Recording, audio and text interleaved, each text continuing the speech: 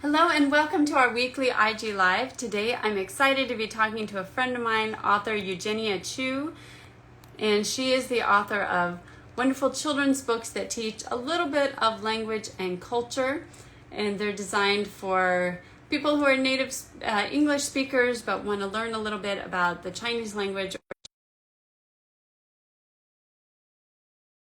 to become an author and also talk about her latest book, which just came out, that she co-authored with YY Chan. And hello. Hi. Hi. Oh, okay. Is You. everything okay? Yes. My place is under construction. The neighbor's upstairs, so I'm actually at a friend's house. I'm hoping the reception here is good. No, everything looks fine. Let me just adjust mine a little bit. There we go. But no, everything looks great, and it's so good to see you. Hi, so great to see you. Thanks for having me. Well, thanks for coming on to talk with us because it's so exciting about your new book. I actually, for those that don't know, I got to interview Eugenia on, let's see, that was Read Your World, Multicultural Children's Book Day a while ago, wasn't it? Was it, Yeah, was it or? I think it might have been last year. It was a lot of fun though. It was, so we had to do it again. But you've had another book come out since then, which I thought would be really fun to talk about. But first, why don't we go ahead and maybe you can, go ahead and show us. Newest book. We'll get into it more, but why don't we maybe back up and you can introduce yourself and some of your kind of the big picture of what the books that you write. Okay. Well, my name is Eugenia Chu. I have 5 books. 1 picture book, Brandon Makes Jiazi, or Chinese Dumplings. 2 chapter books for older kids, Brandon Goes Beijing and Brandon Goes to Hong Kong. And 2 nonfiction holiday books, celebrating Chinese New Year and celebrating Mid-Autumn Festival, which is my brand new book that I co-wrote with my friend and award-winning author from China, YY Chan. She couldn't be here, so here's her picture. I love it. Well, I write books that all have a little bit of Chinese language and a little bit of Chinese culture. So that's my deal. Yeah. And so I'm curious, one of the things I love about you is you didn't start off as an author, and it wasn't something that you'd really thought about. You were an attorney and then a stay-at-home mom. So what got you started writing? What inspired you? Well, I've always been a bibliophile. I've always been surrounded by books. So when I got pregnant, I started looking for children's books, and I was buying so many children's books. But there was one type of book I could never find, and that was storybooks written in English that touched upon Chinese culture and included a little bit of Chinese language. And so when my son Brandon was a toddler, I was all these years, I kept looking, couldn't find any. I just started writing my own, and we would read them together at bedtime.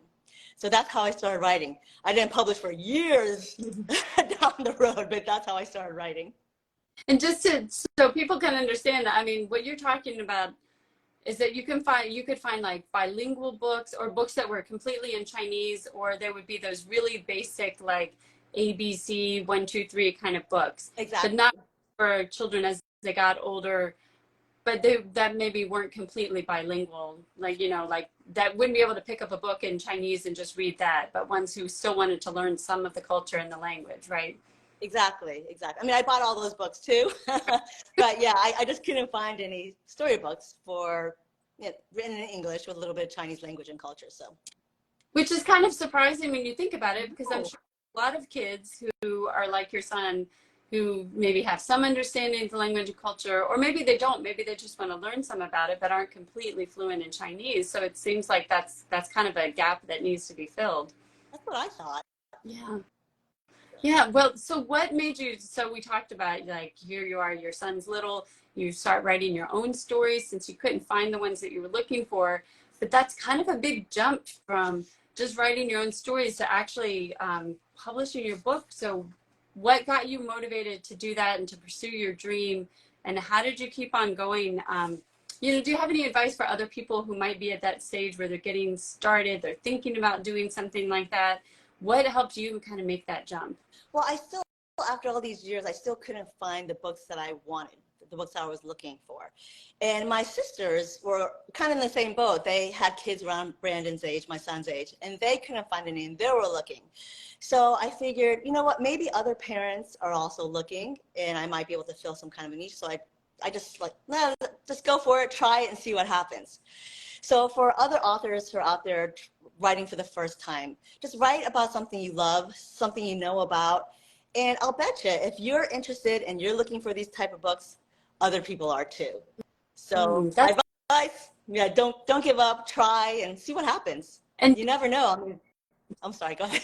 no, go. You never know what. Oh, you never know, because I mean, I was blown away by the interest and the response. I really thought when I first published the first book, Brandon Makes Jiaozi, well, my friends and family might buy the book, maybe a couple other Chinese American parents who want to expose their kids. But I was just so surprised that it was all over. I mean, the reach was phenomenal. And I was really surprised that so many other parents and educators and bloggers and reviewers, they were interested. So it was a nice surprise. And how did you go about learning about how to get the book published, and what route did you choose, and why did that work for you? Well, the first book, I knew nothing. I wasn't even on social media. I had no help. I had no author friends. And I just went through a hybrid publisher. So they put everything together. I gave them the illustrations that were done by my sister and the story, and then they just put it together and put it out there. After that, I self-published because I started learning a little bit more, and I made some author friends who were very, very, very helpful. And most of my books are self-published, except for this one, which was published by Callisto 2 years ago. So that's how I started. I mean, I highly recommend self-publishing because you have a lot of control over your books. You can control how much to price it, if you want to give it out for free, who can get PDFs. So you have a lot of control over it. Right. And so let's talk about that brand new book, about Mid-Autumn Festival. Maybe, so it's all about like the history, the traditions, has activities for kids, and follow up to the book that you just showed us about Chinese New Year.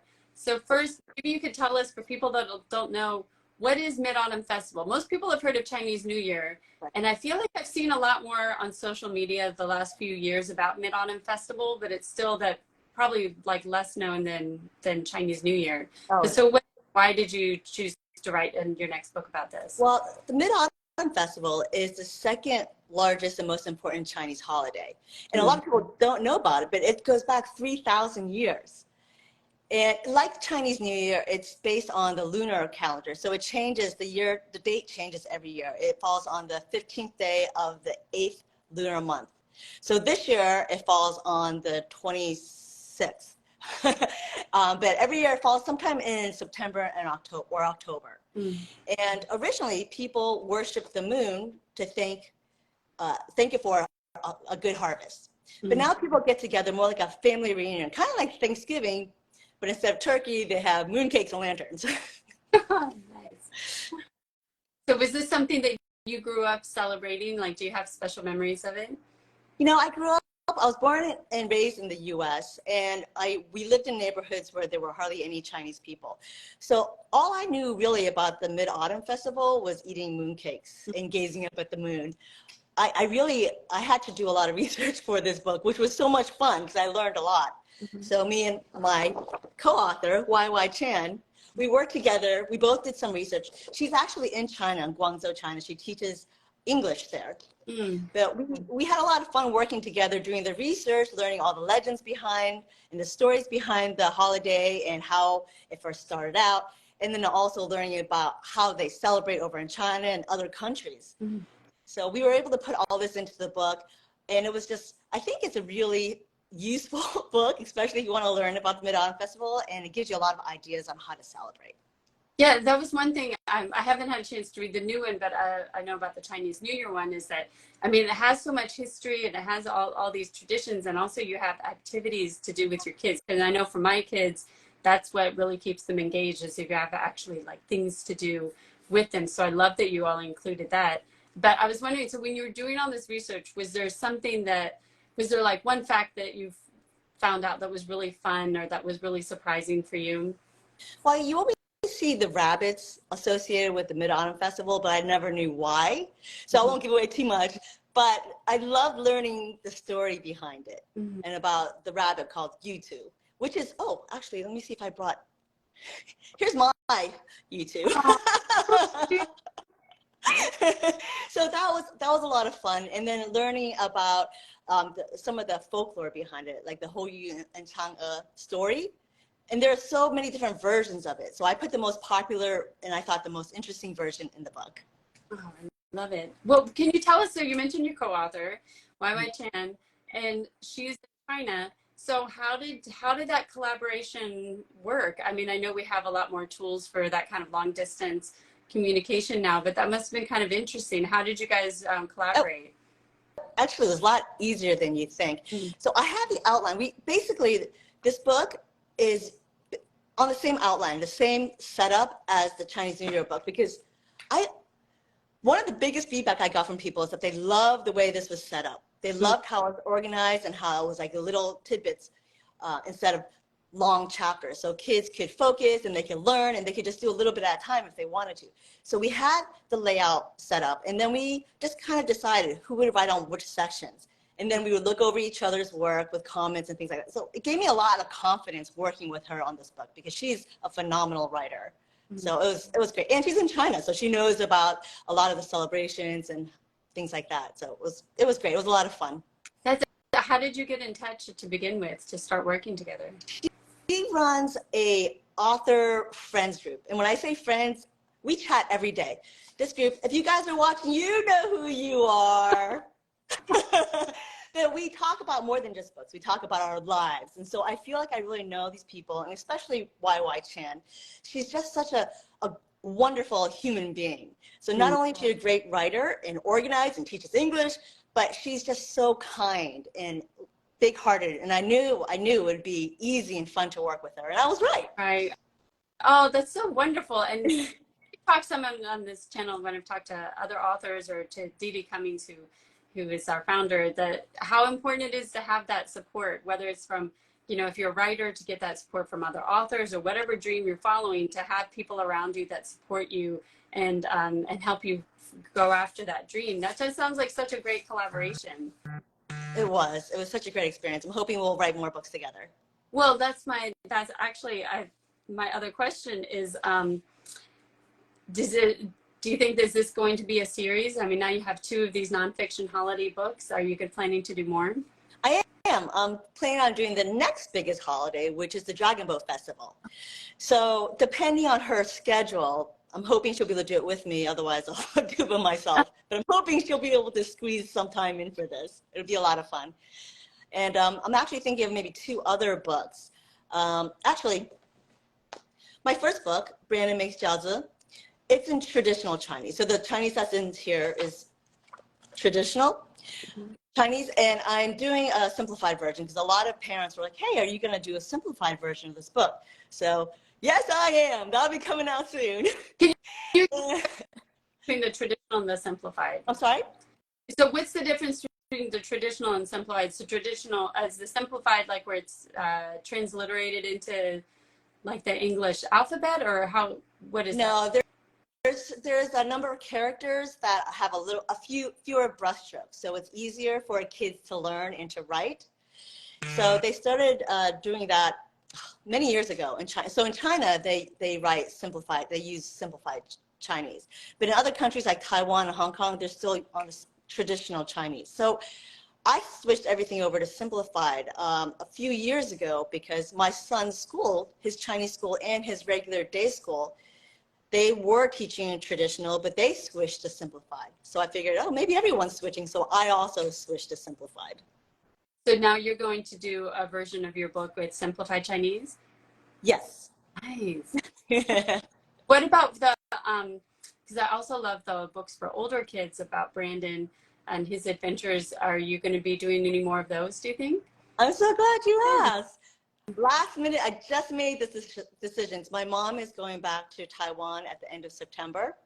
I'm going to tag along. So Brandon goes to Taiwan, coming next.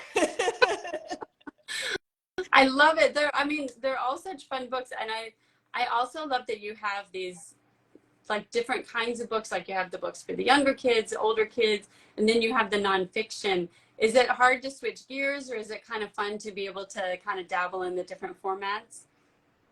It's fun. I mean, the easiest books for me are the nonfiction books because I'm used to researching and writing. That's what I'm comfortable with. I never ever before I had Brandon, I never really thought of myself as a creative type person who can come up with stories because I never really tried, I guess. But it's been really fun coming up with these stories and coming up with the characters, and there's always some kind of mystical animal in my book for the chapter book, so it's fun coming up with that as well. Well, that's so exciting. I can't wait to see more of that. And thank you for taking the time to talk with us. Sorry, I just learned there was something else I was going to ask you about the chapter books, and now I don't remember. Just maybe you can remind people that haven't seen. I know you held it before, but could you remind us what are the other cities that you have covered? Oh, Because I know you're going to be branding to Taiwan. The other two is Hong Kong, and Beijing. Right. Well, thank you so much for taking the time to talk with us today. Hello. Hi, Joanna. And to spend the time talking with us about, because I think it's really fun to hear from somebody who started off as not even really planning to become an author, and then now you are here, you're so successful, and you have all these books published and more coming down the pipeline. So thank you for talking with us and sharing about that today. Thank you so much. It's always fun talking with you. Yes, it is. Thank you. And thanks to everybody who joined us. If you just missed the beginning, oh, so cute. We are going to be, and I have to say, you are one of the most fun people to follow on social media. Thank you. That means so much. It's always so creative because, you know, that is something that, that a lot of people don't think about, but these days you have to be able to promote yourself on social media, right? It's not just about writing your stories, and you have such thank you. You have such a great way of doing that. I think it's always fun to follow you. So if you're not following Eugenia yet, please go do that and read some of the, watch out for the new book. And thank you. Like I was saying though, this will be up on Instagram in a few minutes and later on our YouTube channel. So thanks to everybody who joined today. Thank you so much.